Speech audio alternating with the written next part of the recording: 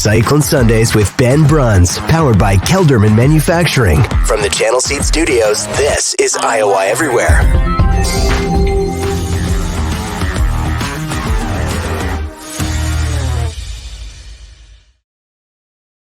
Welcome, Cyclone Sundays, presented by Kelderman Manufacturing from the Channel Seed Studios. I'm Aiden Wyatt, joined as always by Ben Bruns. Brunsy, Iowa State offense exercised some demons yesterday. How we feeling?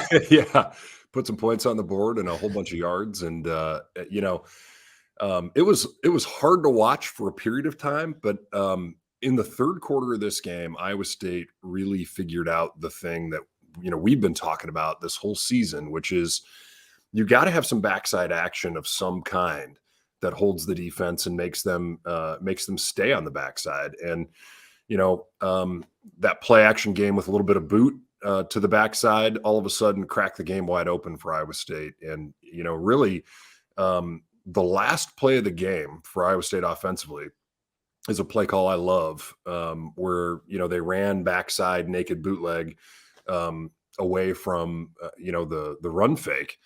Problem was there were two guys backside, right? And you got a freshman tight end out there trying to block and decide which of those two guys to take and how to take them. And we didn't execute on that. But, I love the fact that we're forcing the defense to stay honest on the backside. But there's a whole lot to improve from a run game perspective. I know fans are frustrated. Obviously, I was communicating with a number of you all as the game was going on via Twitter. And, it's hard. I'll go to the 11-10 mark in the first quarter. Iowa State has, and I'm only going to talk about one specific play because I think this is emblematic of everything that we're dealing with right now. 11-10 in the first quarter. If you recorded the game, you can turn it on. You can see what I'm talking about. Okie State comes out with a box that is perfect for us. It's a run sort of look, and Iowa State checks to the run, and we got a good matchup all the way across. We got a guy outside of the right tackle Miller. We got a guy outside of Tiber at right guard. The nose is backside, and so you can scoop block that thing up to the linebacker. There's no linebacker in that on the front side of the play. So you got two man blocks on the front side. Sama's in at running back and a good look on the backside to be able to get everybody cut off. This Okie State defensive line, number one, they're physically talented. Number two, they move a lot. They don't just play the gap that they line up in. They have freedom to play whatever gap that they want. And in this case, both of those guys on the defensive left side, our right side, rock inside. So the defensive end you would think has contain, right? But he doesn't. He comes inside, and so does the defensive tackle. And in our man blocks, we start off with a good step, but then we overcommit to the outside and get beat inside with both of those guys rocking.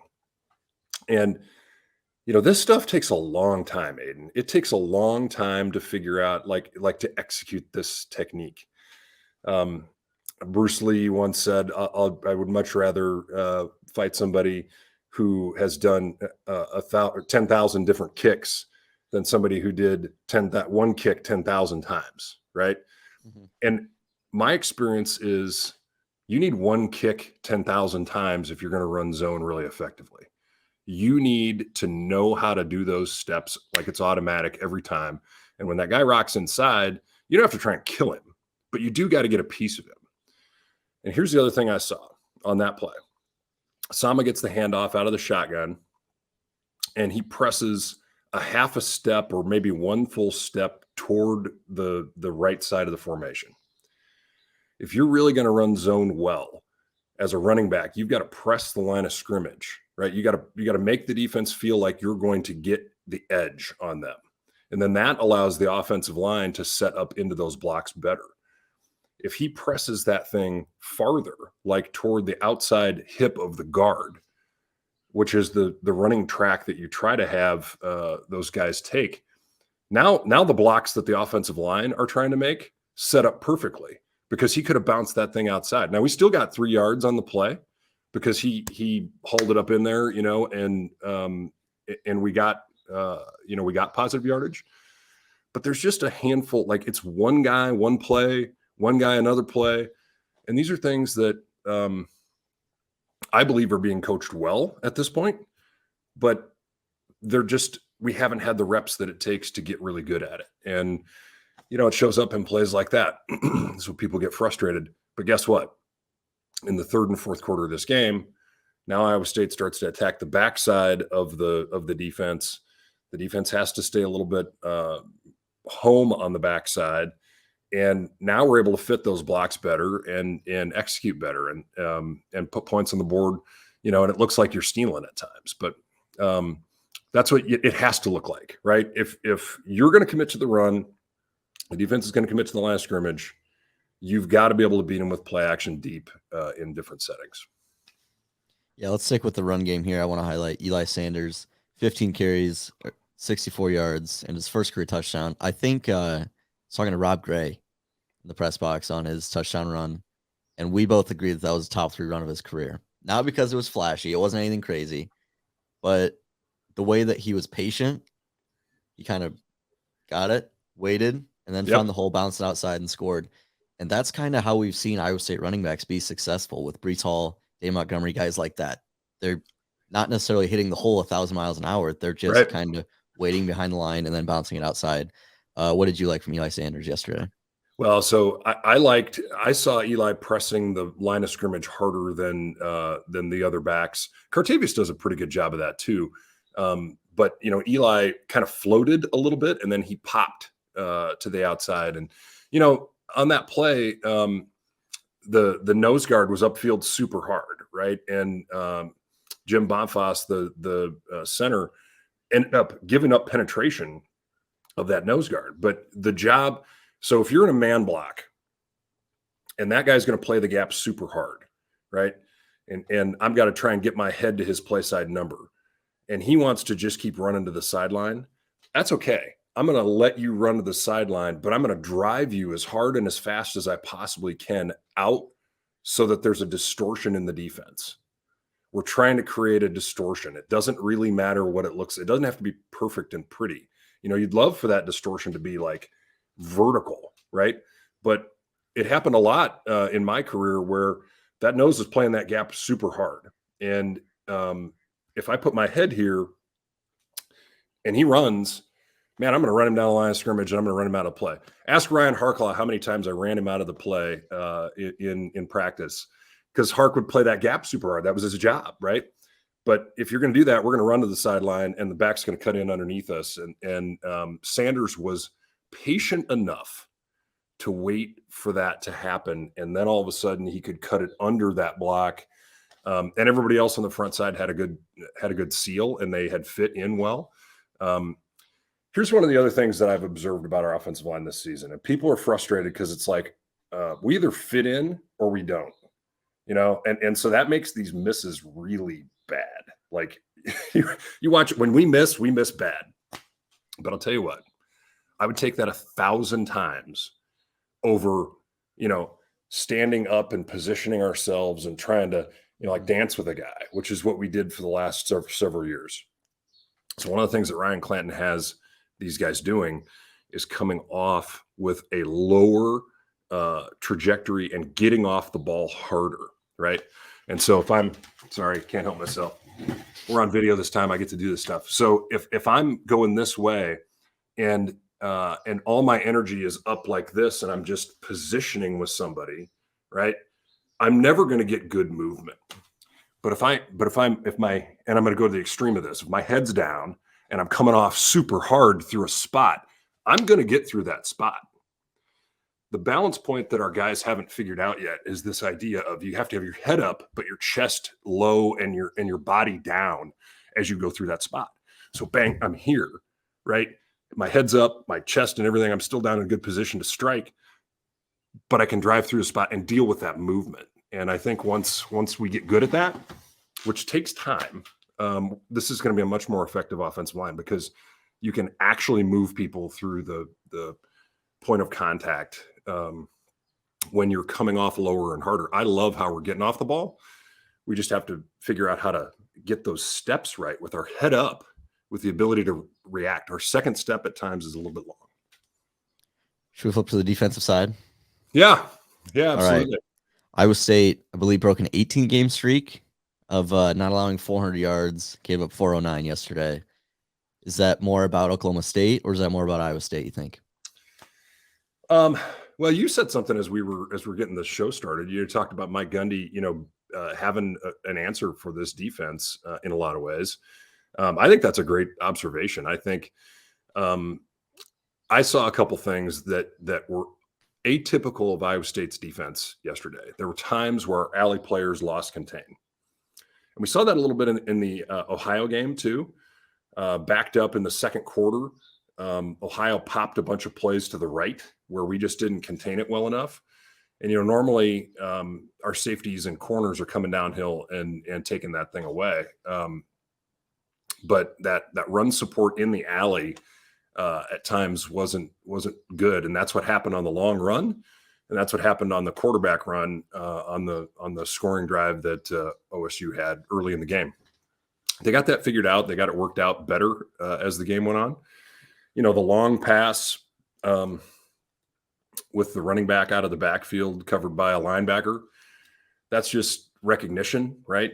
Somebody on the safety side should have widened out and taken at least helped with that. So you're not man out there.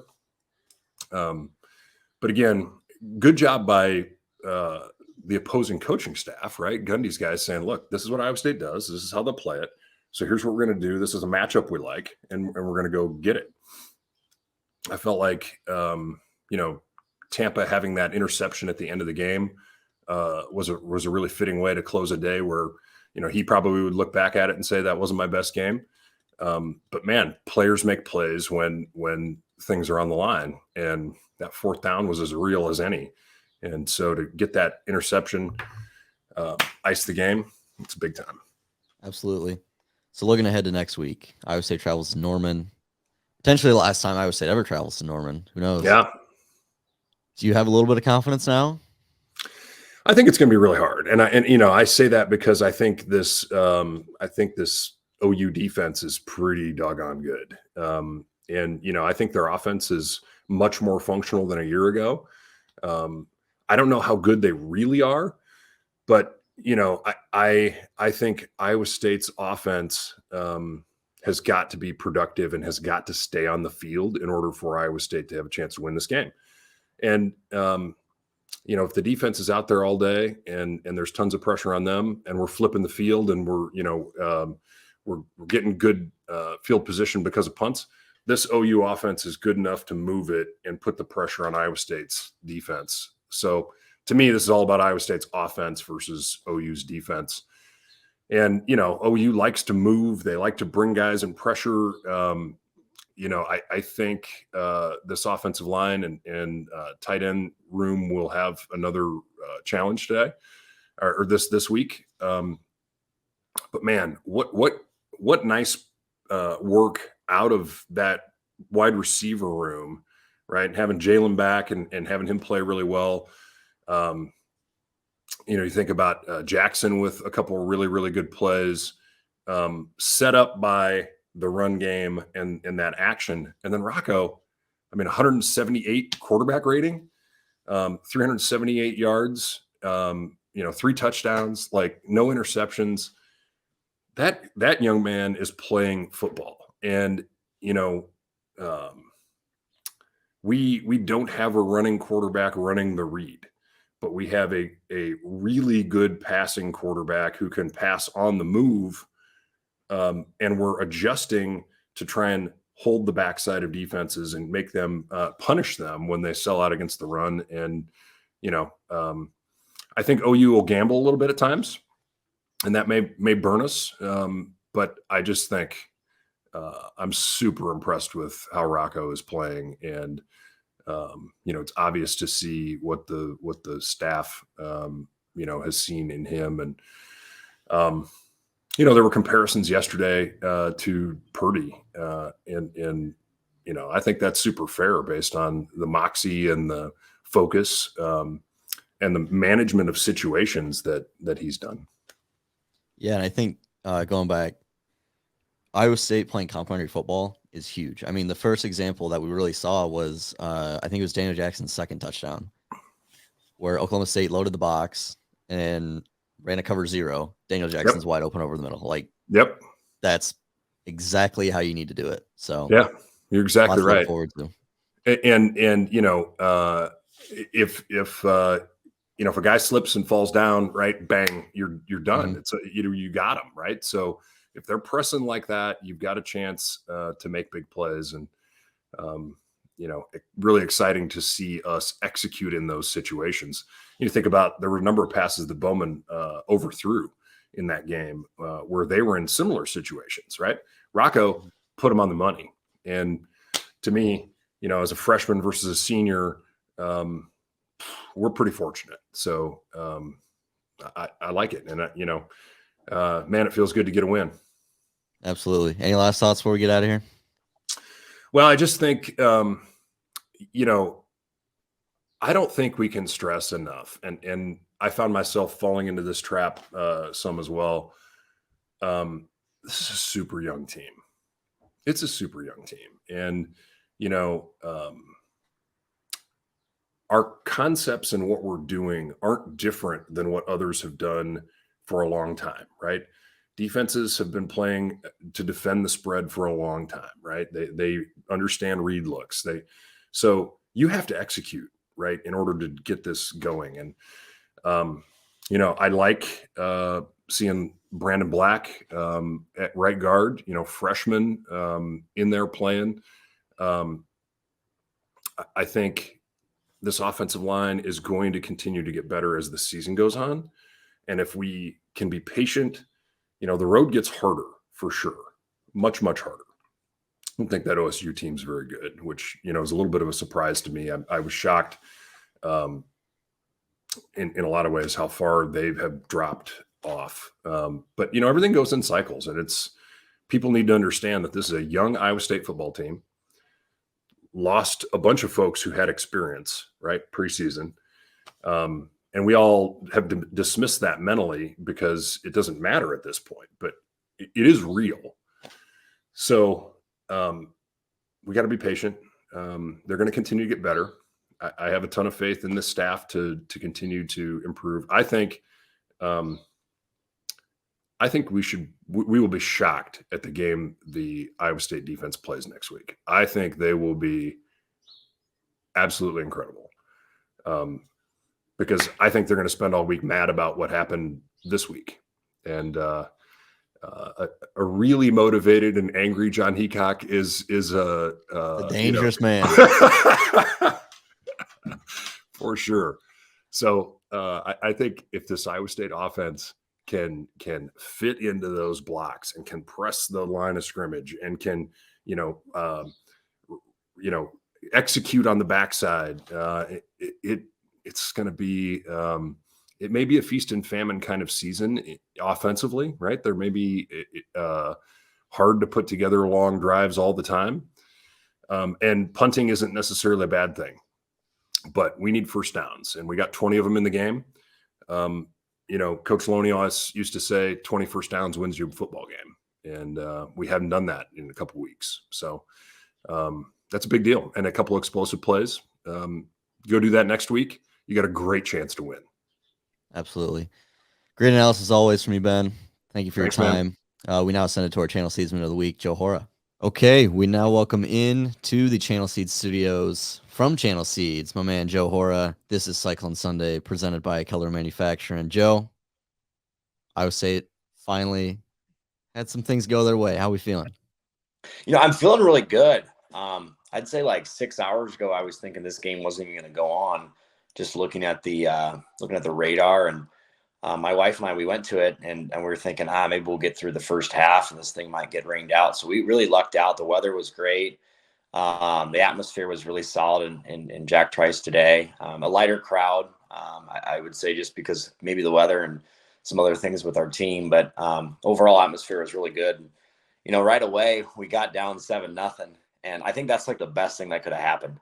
The intensity had to pick up, and just this sense of urgency on the offense. I mean, it was go time. And I think our offensive coordinator, Nate Shieldhouse, I think he opened things up. I love seeing how Rocco saw the field. His vision was there. He was efficient, 300 yards passing, 75% completion rate. And this is too early to say this, but he's got a little bit of Brock Purdy in him. His awareness in the pocket. He had some pressure, but I think our offensive line did a really good job again with pass protection. But his awareness is good for being a true freshman. I think we got to realize he's truly a true freshman, or I'm sorry, redshirt freshman. In being a quarterback, I think that's just I think he's showing that awareness and a little bit of Brock Purdy in him. Some call outs I would have just on the offense is obviously Jalen Noel, probably his best game at Iowa State, where he really spread it out. A ton of receivers caught the ball, multiple tight ends. It's nice to see Eli Sanders get into the game. He hit the holes really, really hard. Obviously, our running game, we got a lot of work to do there. But as we started to spread things out, at the end of the game, we even saw some running opportunities and just some success in the running game, getting to the edge. So shout out Eli Sanders. The right guard, Brendan Black, true freshman at right guard. I think that's something also we need to have a call out. I mean, it's hard for us to recruit absolutely offensive linemen that can come in and start right away. And I don't know what he's going to be doing for the rest of the year there at right guard, but we'll see. But yeah, defense, secondary, I got to give them a call out. I think we see them continue to be the strength on our team. We have a few injuries going on, but a lot of different guys coming in and playing. We've got some injuries going on. I think we've got some things to figure out. We're giving up too many big plays. But yeah, Bo Freiler, Cooper, TJ Tampa, these guys are all, studs. They're making, and we talked earlier before we started, they're making a lot of solo tackles, good or bad. Our secondary is making a lot of tackles. So overall, a darn good day. Glad we're 1-0 in the Big 12, and we've got first place in the Big 12. We're first place in the Big 12. And I'm watching the Iowa game right now as we speak, and I'll probably have to tune into some other Big 12 games. But we're 1-0. Can't complain. Absolutely. So looking ahead, how do you feel about Iowa State's chances to, this was kind of the first game that we've seen the offense do something. We opened it up, and I don't think we're ever going to be able to run the ball with true success until we start getting these defenses to loosen up a little bit. That we have to continue to have that passing thread. And if Rocco's throwing 75% completion rate, throwing for 300 plus yards, these defenses are going to have to play that, and hopefully it opens up some things for the running game. So I think our defense will get things back together. We got to get everybody healthy. Our defense will keep us in a lot of games next week in Norman. It's going to be a challenge. They're obviously, we've got a very talented team. Might be the last time we go to Norman too. Maybe there'll be some energy there, knowing that it's probably the last time we go there. So I think we're going to be competitive. It's hard to put a number on how many wins we're going to have, but it's nice to have a team that's still playing hard, and I don't think they've lost the locker room at all. All right. Anything else? Any final thoughts here? The last thing I'd say is just shout out to Daniel Jackson, the wide receiver, 2 touchdowns, 6 receptions, 90 yards. I mean, that guy with the transfer portal we have today probably could have went and started somewhere else. But it's pretty cool. He's a redshirt junior sticking around. I always thought he was going to be a stud when he first came here. I think he still can be. So it's awesome to see that. So last thing I got is we're in the fall swing of things. So everybody be safe and let's go Cyclones. Yeah. Thank you for your time, Joe. This is fun as always, just getting to pick your brain a little bit after the game. This has been Cyclone Sundays presented by Keller Manufacturing from the Channel Seed Studios. We'll see you next time.